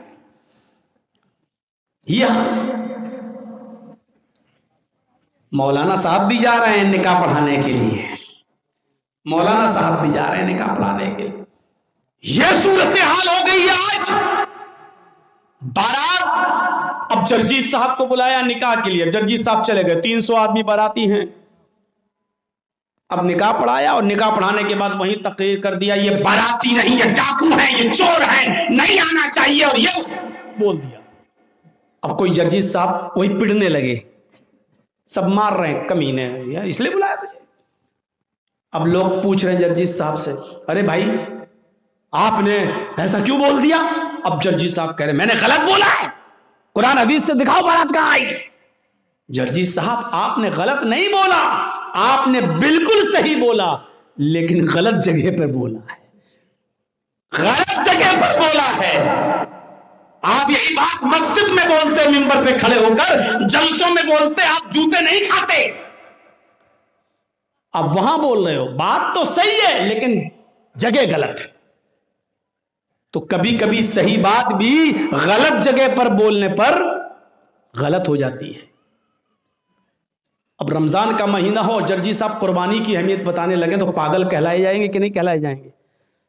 رمضان کے مہینے میں ہمیں روزے کے بارے میں بتانا ہے، اب ہم یہ بتائیں کہ قربانی ایسے کرو، اتنا داتا جانور ہونا چاہیے، آدمی کہے گا یہ پاگل ہو گیا۔ بات صحیح کہہ رہا ہے، حدیث صحیح پڑھ رہا ہے، لیکن غلط ٹائم پر پڑھ رہا ہے، وقت وہ نہیں ہے۔ رمضان کے مہینے میں روزے کے بارے میں بتاؤ، قربانی کے مہینے میں قربانی کے بارے میں بتاؤ، محرم کے مہینے میں محرم کے بارے میں بتاؤ، ربیع الاول کے مہینے میں ربیع الاول کے بارے میں بتاؤ۔ آپ بات تو صحیح کر رہے ہیں لیکن غلط مقام اور غلط ٹائم پر آپ کر رہے ہیں، اس لیے وہ چیز بھی غلط ہو جاتی ہے۔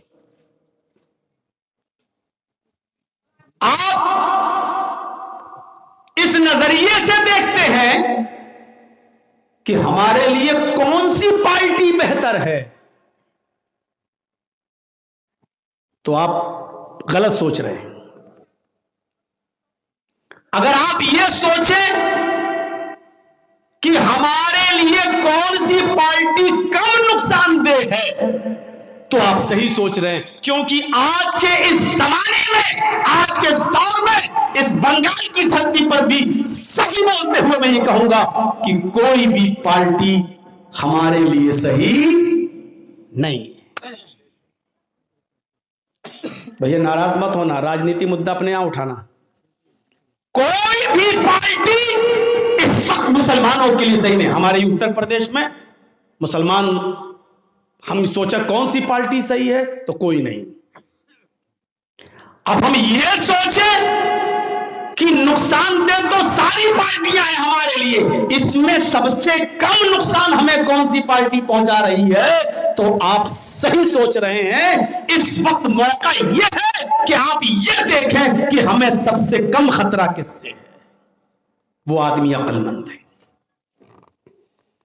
اس وقت ہم گھرے ہیں، سونے سونے کی گھڑی پہنے ہوئے جرجیت صاحب، اور مجھے 5-10 آدمیوں نے پکڑ کے چھری میرے ہاتھ پہ رکھ دی کہ گھڑی اتار، سب ہمارے لیے نقصان دہ ہیں، سب نے چھری نکال لی، اور ہم کہہ رہے نہیں صاحب بہت قیمتی گھڑی، اس نے کہا گھڑی دے نا ہاتھ کاٹ ڈالوں گا جلدی۔ ہمارے لیے تو گھڑی بھی قیمتی، ہاتھ بھی قیمتی، لیکن اس وقت کم نقصان دہ چیز کیا ہے جرجیت کے لیے؟ کم نقصان دہ چیز یہ ہے بھیا یہ سونے کی گھڑی لے لو، ہاتھ سلامت رہیں گے، محنت کریں گے ہم، پھر کما لیں گے، پھر محنت کر لیں گے۔ میرے بھائیوں یہ نظریہ سوچئے کہ گھڑی دے کر ہاتھ بچ رہا ہے تو ہاتھ بچا لو، اور گھڑی کی قربانی دینا پڑ رہی ہے تو دے دو۔ اور کوئی کہہ رہا ہاتھ کاٹ دوں گا تیرا، اور ہم نہیں صاحب ہاتھ سے بڑی محنت کرتا ہوں، بچوں کو پالتا ہوں، وہ کہہ رہا ہے پسٹل رکھی ہے اس نے میری کمپٹی پر، ہاتھ دے دے ورنہ ہم تیری جان لے لیں گے۔ تو اب ہاتھ بھی پیارا جان بھی پیاری۔ اس موقع پر عقل مند آدمی وہ ہے جو ہاتھ کٹا لے اور اپنی جان بچا لے۔ اس کنڈیشن میں بیٹھے ہوئے ہو بنگال والوں، تم بھی، ہم یو پی والے بھی، بہار والے غلطی کر گئے، انجام بھگت رہے۔ یقین نہ آئے ہمارے اتر پردیش میں چلے جاؤ، ہم تو کئی مرتبہ اپنے گھر پہ کہہ چکے ہیں اب اتر پردیش میں رہنے کا دل نہیں کرتا، چلو بنگال میں شفٹ ہوتے ہیں۔ کئی بار ہم لوگوں میں چرچے ہو چکے ہیں اس بات کی، لیکن سن لو میرے بھائیوں، آج حالات کیا ہیں؟ مدرسوں پہ جا کے دیکھ لیجئے کتنے سینکڑوں مدرسوں پر بلڈوزر چل چکے ہیں۔ جرجیت صاحب بھی اپنے اٹاوا کی ایک مسجد کے سیکریٹری ہیں، شاہی جامع مسجد، یہ آپ کا اسار الدین دیکھے ہیں، گئے ہیں ہمارے ہاں، پورے ہندوستان میں اتنی بڑی مسجد اہل حدیث کے پاس نہیں ہے جتنی بڑی ہماری اٹاوا کے اندر مسجد ہے، اس مسجد کا میں سیکریٹری ہوں، متولی ہوں۔ اپنی مسجد میں جمعہ کا خطبہ تو میں دے سکتا ہوں، لیکن عشاء کے بعد کوئی پروگرام بھی بنا پرمیشن کے ہم نہیں کر سکتے، اور پرمیشن بھی نہیں ملتی ہے، اور ملے گی بھی تو 10 بجے سے زیادہ مائک نہیں بجا سکتے ہو، اور وہ بھی صرف اندر ہی اندر، صرف 10 بجے تک مائک صرف مسجد میں آپ کی آواز رہے، مسجد کے باہر آواز نہ جائے۔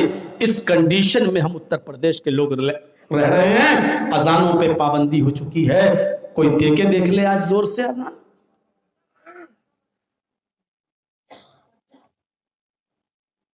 کیا بنگال کو بھی آپ وہی بنانا چاہتے ہیں؟ اسی ماحول میں لانا چاہتے ہیں آپ؟ یہ آپ کو سوچنا ہے۔ عقل مندی، آپ بہت عقل مند ہیں، ہمیں بنگال کے لوگوں پر ہمیشہ بھروسہ رہا کہ عقل مند ہے۔ ہم جیسے لوگ بھی چاہتے ہیں کہ سیفٹی اگر مل سکتی ہے تو بنگال میں مل سکتی ہے، کہیں اس کو نظر نہ لگ جائے۔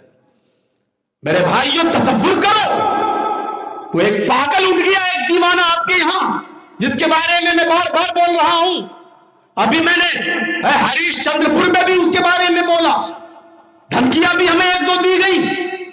کیا پاگل پن ہے اس کا؟ بابری نام رکھے گا، مسجد کا نام بابری رکھے گا؟ تیری کیا بابری مسجد نام رکھنے سے وہ بابری ہو جائے گی؟ مجھے یہ کوئی سوال کا جواب دے دے، کیا تم نے اس کا نام بابری رکھ دیا تو بابری رکھنے سے وہ بابری ہو جائے گی؟ ارے بابری مسجد تو وہ اس لیے کہلاتی تھی کیونکہ اس کو بابر نے بنوایا تھا، اور وہ اب توڑ دی گئی، شہید کر دی گئی، ختم کر دیا گیا، لیکن ہم اس کو بابری مسجد پہلے بھی مانتے تھے، آج بھی مانتے ہیں، اور قیامت کی صبح تک اس کو بابری مسجد مانتے رہیں گے۔ جب تک زندہ ہوں کہتا بھی رہوں گا کہ وہ بابری مسجد تھی، بابری مسجد ہے، بابری مسجد رہے گی۔ کسی کے ختم کر دینے سے میرے بھائیوں کوئی چیز ختم نہیں ہو جاتی ہے، اس کا وجود تھا، ہے اور رہے گا۔ تم نے تو اس کو قبضہ کر لیا ہے، لے لیا ہے، چھین لیا ہے۔ کوئی چیز اگر ہم سے چھین لو تو کیا وہ تمہاری ہو جائے گی؟ آج یہ گھڑی میری ہے، اگر زبردستی تم ہم سے یہ گھڑی چھین لو تو بھلے ہی تم اس کے مالک ہو، لیکن مالک بن نہیں جاؤ گے، وہ رہے گی میری، اگر سے تمہارے پاس ہے لیکن رہے گی میری۔ اسی طریقے سے بابری مسجد پر تم کچھ بھی کر لو، وہ رہے گی بابری مسجد وہ ایک ہے، وہ رہے گی. اس کے بعد تم پوری دنیا میں بنا لو. وہ بابری مسجد نام تو رکھ سکتے ہو لیکن بن نہیں سکتی. آپ مسجد بنائیے، محبت کریے مسجد سے، لیکن بابری نام کیوں رکھیں گے؟ یہ فتنہ نہیں پھیلا رہے ہو آپ؟ یہ فساد برپا نہیں کر رہے ہو آپ؟ کیا میسج دینا چاہتے ہیں آپ؟ اور میسج تو جو دینا چاہتے تھے وہ پہنچ گیا. ہمارے اتر پردیش میں تو یہ باتیں ہو رہی ہیں کہ یہ آدمی جو ہے بی جے پی کا ہے، یہ آدمی تو اس کی پارٹی میں رہ چکا ہے، یہ آدمی تو اس کی پارٹی سے چناؤ بھی لڑ چکا ہے. تو ہمیں نہیں معلوم جس پارٹی کے اشارے پر تم یہ کام کر رہے ہو وہ کتنی گندی پارٹی ہے. وہ مسجد بنانے کا بھی پیسہ دے سکتی ہے راجنیتی کو پانے کے لیے، اور پھر راجنیتی کو پانے کے لیے مسجد گرا بھی سکتی ہے. تم سمجھ رہے ہو کہ بنا رہی اگر بن گئی اور سرکار بدل گئی تو وہ گرے گی بھی، کیونکہ بناتی بھی وہی ہے، گرائے گی بھی وہی. کیوں؟ کیونکہ اس کو اسی میں مزہ آتا ہے اور اس کو اسی سے راجنیتی کرنا ہے. اس کو بھوکمری سے کوئی مطلب نہیں، نوکریوں سے کوئی مطلب نہیں، اس کو کسی چیز سے کوئی مطلب نہیں. اس کو تو صرف ہندو اور مسلمان سے مطلب ہے. یہ پاگل ہو چکا ہے، دیوانہ ہو چکا ہے میرے بھائیوں. یہ آدمی جو اتنا کھلیجن سے سازش کر رہا ہے، اتنی گری ہوئی سازش کر رہا ہے یہاں پر. اور میں نے ادھر بھی کہا تھا دوسری جگہوں پر اگر مسجد ہی بنانا ہے تو اس مسجد کا نام رکھ دو مسجد محمدی. محمد رسول اللہ سے بڑھ کر کوئی ہے؟ اس مسجد کا نام رکھ دو مسجد ابو بکر، اس مسجد کا نام رکھ دو مسجد عمر، اس مسجد کا نام رکھ دو مسجد عثمان، مسجد علی. کسی صحابہ کے نام پر رکھ دو، کسی صحابیہ کے نام پر اس مسجد کا نام رکھ دو. اور آپ کے علاقے کے لوگ بھی پاگل ہو رہے تھے، یہ نارائن پور والے ہیں. آپ کے ہاں مسجد بن رہی ہے، بہت سے لوگ کہنے لگے اس کا نام رکھ دو بابری مسجد. بتاؤ کون سا پاگل بنا تمہارے دماغ میں چڑھ گیا ہے؟ میرے بھائیو، نثار الدین صاحب نے مجھے بتایا کہ اس کا نام ہے مسجد دارالسلام. میں نے کہا چلیے بہت اچھا نام ہے. اچھا، سلامتی کا گھر، سلامتی کی جگہ، کتنا بہترین نام ہے. ایسے نام رکھیے. کون منع کر رہا ہے کہ آپ مسجد مت بنائیے؟ من بنا للہ مسجدا بنى اللہ لہ بیتا فی الجنہ. جو دنیا میں مسجد بنائے گا اللہ کے لیے، اللہ جنت میں اس کے لیے گھر بنائے گا. اور جنت میں گھر ایسا نہیں ہوگا، سب سے کم نیکیاں جس نے کی ہوں گی اور جو سب سے بعد میں جنت میں جائے گا، سب سے لاسٹ میں جنت میں جائے گا، جانتے ہو اس کو بھی رہنے کے لیے کتنی جگہ ملے گی؟ اس کو بھی رہنے کے لیے کتنی جگہ ملے گی؟ ایک آدمی گھوڑے پر بیٹھ کر سفر کرے، 100 سال کے بعد گھوڑا جہاں رکے گا اتنی جگہ اس آدمی کو ملے گی جس کی سب سے کم نیکیاں ہوں گی اور جو سب سے بعد میں جنت میں جائے گا. اب آپ اندازہ لگا سکتے ہیں کہ اور جو زیادہ نیکیاں کی ہوں گی ان کا کیا حال ہوگا. وہ جنت میں اس کے لیے گھر بنے گا جو اللہ کے لیے مسجد دنیا میں بنائے گا. میرے نوجوان ساتھیوں، یو پی کے حالات پر نظر ڈالیے اور دیکھیے. آج کل پرسوں 2-3 دن پہلے کی خبر سن لیجیے آپ. بلااتکاری ڈسمس ہو گیا، اس کا کیس ختم ہو گیا، نکال لیا گیا. اناؤ میں بلااتکار کیا تھا، لڑکی کے ماں باپ کو بھی مروا دیا تھا، جو گواہی دے رہے تھے ان کو بھی مروا دیا. جس کو کورٹ سے آجیون سزا مل چکی ہے، دلی کی ہائی کورٹ نے اس کو ضمانت پہ چھوڑ دیا ہے. اور اس لڑکی نے جو پیڑتا تھی بیچاری، اس نے دلی گیٹ پر اس نے دھرنا دیا اور رات میں پولیس نے ان کو بھی اٹھا لیا گیا. یہ حالات ہیں. بلقیس کے قاتلوں کو کس عزت کے ساتھ سرکار ان کے مقدمے واپس لیتی ہے اور ان کو چھڑواتی ہے. بھلا ہو سپریم کورٹ کا کہ اس نے پھر دوبارہ سلاخوں کے پیچھے ڈالا. سرکار کی نیتیں سمجھ لو. اس بنگال کو یو پی مت بننے دو میرے بھائیوں. عقل مندی اور شعور سے کام لیجئے، دور اندیشی سے کام لیجئے، بہت شعور سے کام لیجئے. آپ اس ماحول میں ہیں جیسے ایک جنگل میں شکار کیا شیر نے بھی، بھیڑیے نے بھی اور لومڑی نے بھی. اب یہ آپ جانتے ہوگے، شیر لائن اس نے شکار کیا گدھے کا، اور بھیڑیا جانتے ہیں نا آپ لوگ؟ بتا دیجئے گا بنگلہ میں کیا بولتے ہیں، ہمیں نہیں معلوم. بھیڑیا ہوتا ہے جو اکثر رات میں نکلتا ہے اور بکریوں کو پھاڑ دیتا ہے، جنگل میں رہتا ہے، سیار بولتے ہیں آپ کے یہاں. لیکن لومڑی فاکس، بھیڑیے نے مارا بکری اور لومڑی نے فاکس نے مارا خرگوش، شیر نے مارا گدھا، بھیڑیے نے ماری بکری اور لومڑی نے شکار کیا خرگوش۔ اب شیر کہتا ہے بھیڑیے بتا کون سا جانور کون کھائے گا؟ جبکہ کتنا آسان تھا، تم نے گدھا مارا تم گدھا کھا لو، بھیڑیے نے بکری ماری بھیڑیا بکری کھا لے، لومڑی نے خرگوش مارا لومڑی خرگوش کھا لے۔ پھر بھی ظالم تھا شیر، اس شیر کو سمجھ لو بس، شیر ظالم تھا۔ شیر نے پوچھا بتا بھیڑیے کون سا جانور کون کھائے گا؟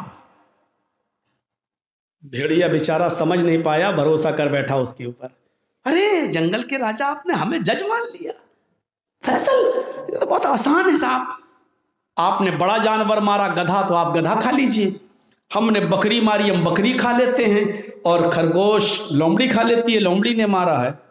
شیر نے کہا ادھر آ جھپٹا مارا، پہلے کمینے اتنا برا فیصلہ کرتا ہے تو، منہ سے دبایا پھاڑ دیا اس کو اور اس کو بھی مار ڈالا، چیختے ہوئے کہا کمینہ اتنا گندا فیصلہ کرتا ہے بے شرم کہیں کا۔ اب لومڑی سے گئے لومڑی تو فیصلہ کر، لومڑی تو سمجھ گئی، تو فیصلہ کر کون سا جانور کون کھائے گا؟ لومڑی کہتی ہے ارے کمینہ تھا، اس کو فیصلہ کرنا ہی نہیں آتا تھا، ارے آپ جنگل کے راجا ہیں، صبح اٹھیے بھوکے اٹھیں گے آپ گدھا کھا لیجئے، جب دوپہر ہو جائے تو بھیڑیا یہ بکری کھا لیجئے،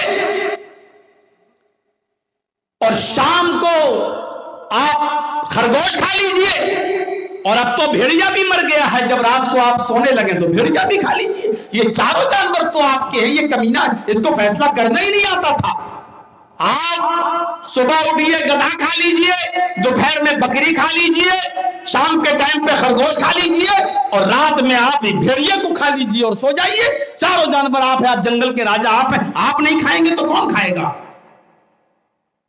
شیر نے کہا، اب شیر کے مطلب کی بات ہو گئی نا، شیر نے کہا ادھر آ، پیڑ تھپ تھپائی، شاباش اے لومڑی شاباش، اتنا اچھا فیصلہ کرنا تو نے کہاں سے سیکھا؟ لومڑی نے کہا اسی بھیڑیے سے سیکھا۔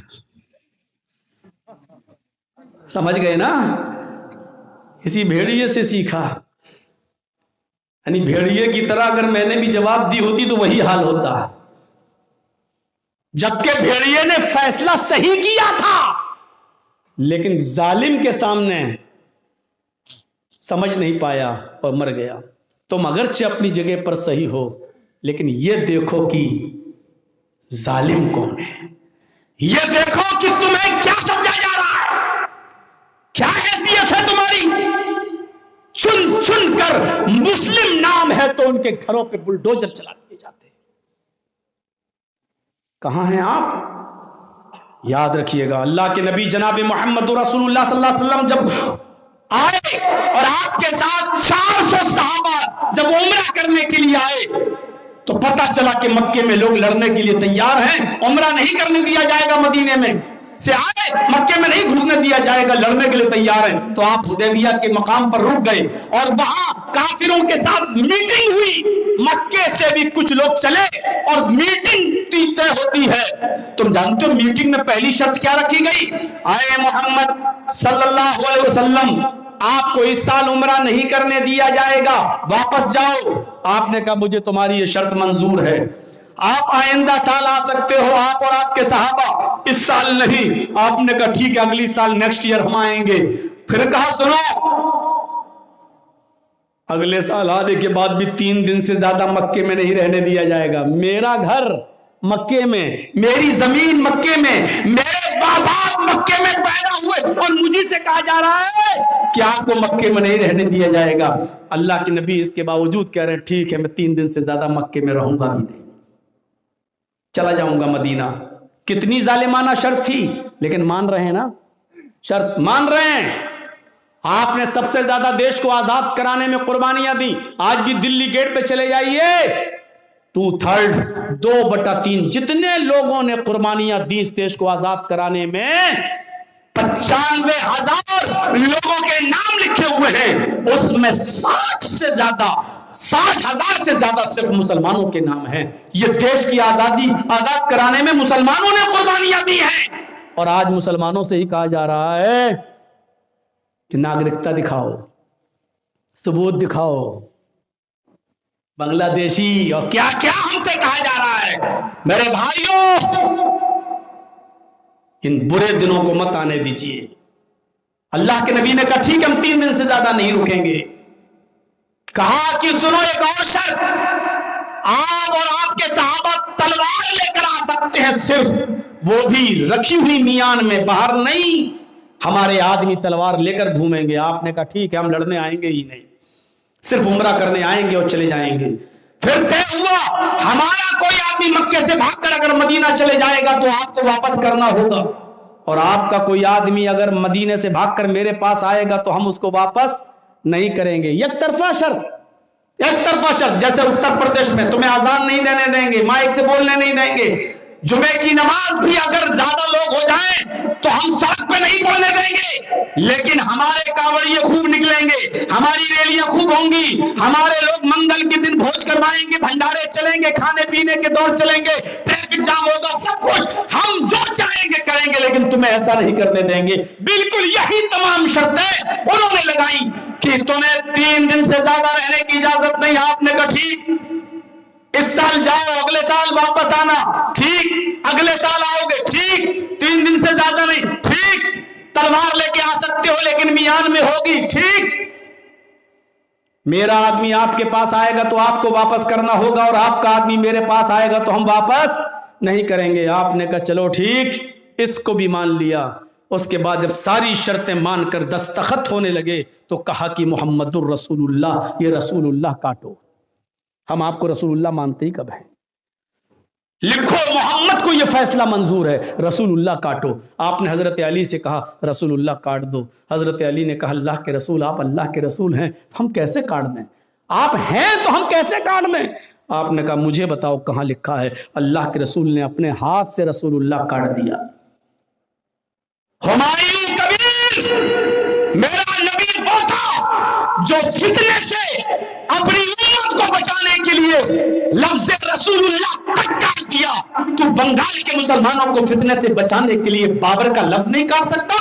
مسجد محمد رکھ دے، مسجد عثمان رکھ، مسجد ابوبکر رکھ، کیا تو محمد رسول اللہ سے بھی زیادہ بڑھ کر ہو چکا ہے؟ یہی تیرے اندر اسلام کی محبت ہے کہ پورے بنگال کے مسلمانوں کو فتنے میں ڈال دے اور ان کو مجبور کر دے، یہ سوچ کر کہ لوگ مسجد کی محبت میں آ جائیں گے۔ میں تو چاہتا ہوں کہ ایک آدھ پروگرام میرا مرشد آباد میں بھی، بیلگاچی میں بھی ہونا چاہیے جہاں یہ مسجد بن رہی ہے، اور وہاں جا کر میں للکاروں اور بولوں کہ لوگوں فساد برپا مت ہونے دیجیے اور بنگال کو بری نظر سے بچائیے۔ میرے بھائیوں، ان چیزوں کو اپنے ذہن میں رکھیے۔ حکمت سے کام لینے کی ضرورت ہے، حکمت دین کے اندر بھی ہونی چاہیے اور دنیاوی معاملات میں بھی حکمت ہونی چاہیے۔ 12:25 ہو چکے ہیں، میرا ٹائم 1.5 گھنٹے کا ہو چکا ہے۔ میرے بھائیوں، مسجد اللہ کے نام پر بن رہی ہے، آپ اس مسجد کا تعاون کریں، زیادہ سے زیادہ اس مسجد کا تعاون کریں، اور اللہ نے چاہا تو اللہ رب العالمین آپ کو اس میں برکت